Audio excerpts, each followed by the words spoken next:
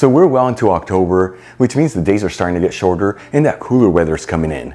And I tell you, during this time of the year, there's nothing better than a heartwarming dish that fills your body with so much goodness. Anyways, with that being said, that's exactly what we're doing today. We're making a Spanish white bean and potato stew. This is known as un guiso de alubias, blancas y patatas. And let me tell you, this stew has layer upon layer of so many great textures and flavors. It's made with simple, everyday ingredients. And the best part, it's all done in about 40 minutes. Folks, serve the stew next to a crunchy baguette and a bottle of Spanish red wine, more specifically from the region of Jumilla, and have yourself the best moment of your day. Alright, let's just jump right into this. I'm going to heat a stock pot with a medium heat and add in 3 tablespoons of extra virgin olive oil, which is 45 milliliters. While the oil is heating, I'm going to cut 2 slices from a baguette, each one being 1 inch thick, which is 2.5 centimeters, and remove the skins from 4 cloves of garlic. Then we'll add in the sliced baguette and garlic into the stock pot. And we're going to fry the ingredients between 3 to 4 minutes or until they're golden fried all around. In the meantime, I'm going to roughly chop 1 medium-sized onion, roughly chop 4 cloves of garlic, and cut 1 carrot that's been peeled into small bite-sized pieces. After 3 to 4 minutes, and the slices of baguette and garlic are golden fried, we'll remove them from the stock pot and transfer them into a mortar. Now, using the same pan with the same heat, we'll add in the chopped vegetables. And we'll mix them around continuously, that way they don't brown too quickly and it all evenly sautés.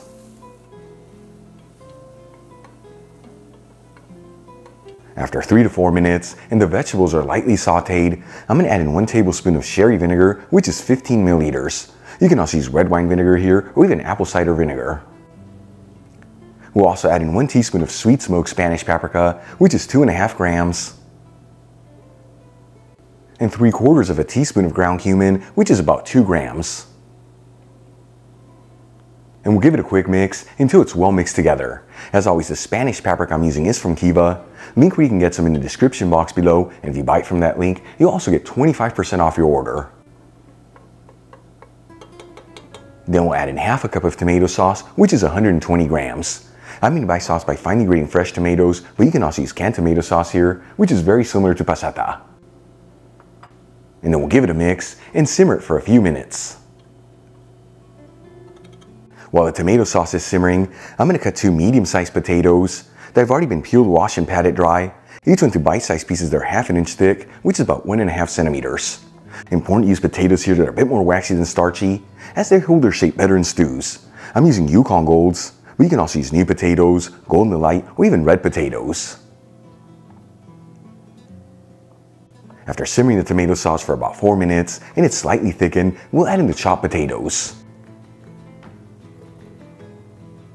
And we'll season everything with sea salt and freshly cracked black pepper. And we'll give it a mix until it's well mixed together.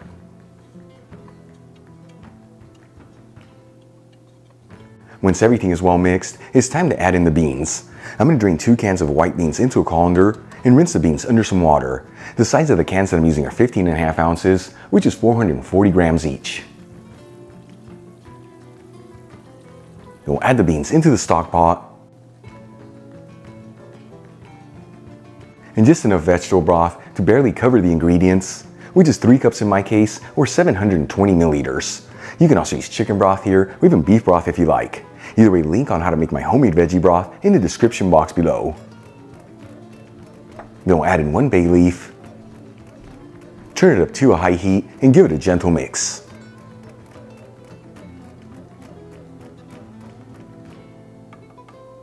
Once it comes to a boil, we'll place the lid on the stock pot and lower the fire to a low-medium heat, and we're going to simmer this between 15 to 20 minutes or until those potatoes are just cooked through. In the meantime, let's move back to the mortar with the fried bread and garlic. I'm going to add in 2 tablespoons of chopped fresh parsley, which is 8 grams, and a pinch of sea salt.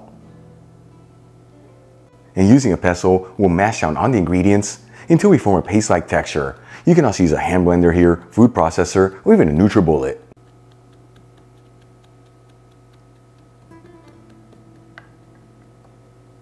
Okay, let's move back to the stock pot. After about 20 minutes, those potatoes should be perfectly cooked through.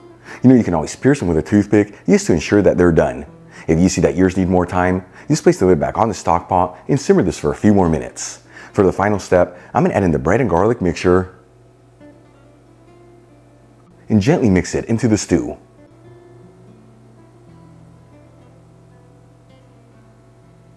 And then we'll simmer this for another 1 to 2 minutes. That way that bread and garlic mixture can thicken up the stew. After a couple minutes, we'll remove the stock pot from the heat. Transfer some of the stew into a shallow bowl.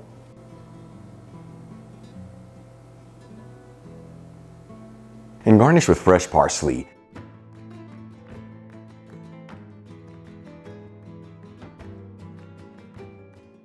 Once again, folks, un guiso de alubias blancas y patatas, truly what Spanish comfort food's all about. A little bit of everything. Here we go.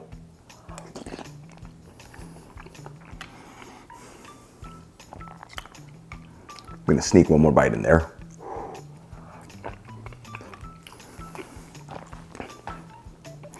First things first, with that bite, it warms your soul and it fills your body with so much goodness. There's so many great flavors in there, with the white beans and the potatoes really shining through, and of course that bread and garlic mixture taking the stew to the next level. Easy to make, simple ingredients. Give it a try at home. Once again, next to a crunchy baguette and a bottle of Spanish red wine from the region of Jumilla, you can have yourself the best moment of your day.